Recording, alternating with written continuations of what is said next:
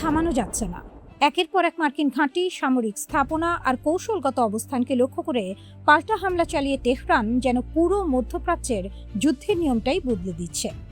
Kuwait, Bahrain পেরিয়ে এবার অভিযোগ উঠেছে ইরানের নজর পড়েছে জর্ডানের সেই মার্কিন বিমান ঘাঁটির ওপর, যেটি বছরের পর বছর যুক্তরাষ্ট্রের অন্যতম গুরুত্বপূর্ণ সামরিক ঘাঁটি হিসেবে ব্যবহৃত হয়ে আসছে।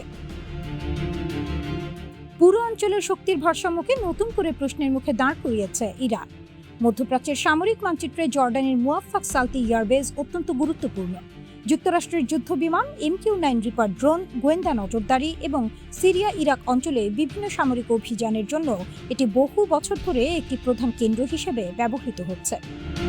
এখান থেকে IS বিরোধী অভিযানে গুরুত্বপূর্ণ ভূমিকা পালন করেছে মার্কিন নেতৃত্বাধীন জোট।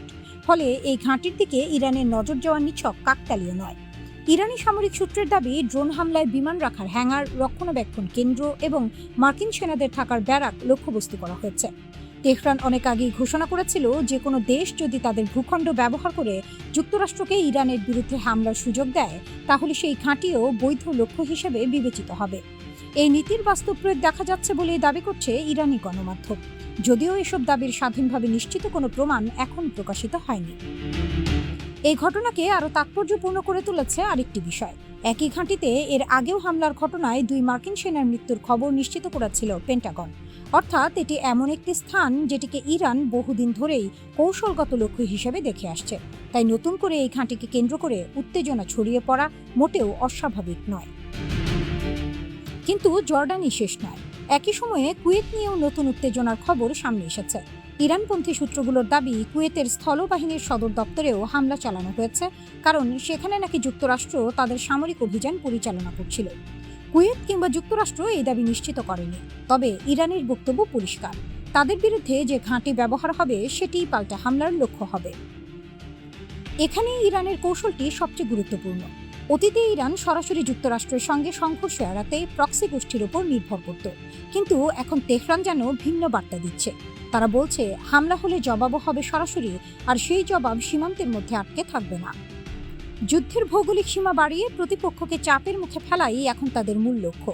আর একটি বড় উদ্বেগের বিষয় কুয়েতের গুরুত্বপূর্ণ অবকাঠামো। প্রতিবেদনে বলা হয়েছে, বিদ্যুৎ কেন্দ্র ও সমুদ্রের পানি বিশুদ্ধকরণ স্থাপনাও হামলার ঝুঁকিতে রয়েছে। কুয়েতের পানীয় জলের প্রায় 90% আসে সমুদ্রের পানি বিশুদ্ধ করার মাধ্যমে। ফলে এমন স্থাপনায় সফল হামলা মানে শুধু সামরিক নয়, মানবিক সংকটও তৈরি হতে পারে। যুদ্ধ যে কেবল বন্দুক আর ক্ষেপণাস্ত্রের লড়াই নয়, বরং অর্থনীতি, অবকাঠামো ও জনজীবনকে লক্ষ্য করেও পরিচালিত হতে পারে, এই বাস্তবতাই সামনে চলে আসছে। মধ্যপ্রাচ্যে যুদ্ধের ধরন দ্রুত বদলে যাচ্ছে।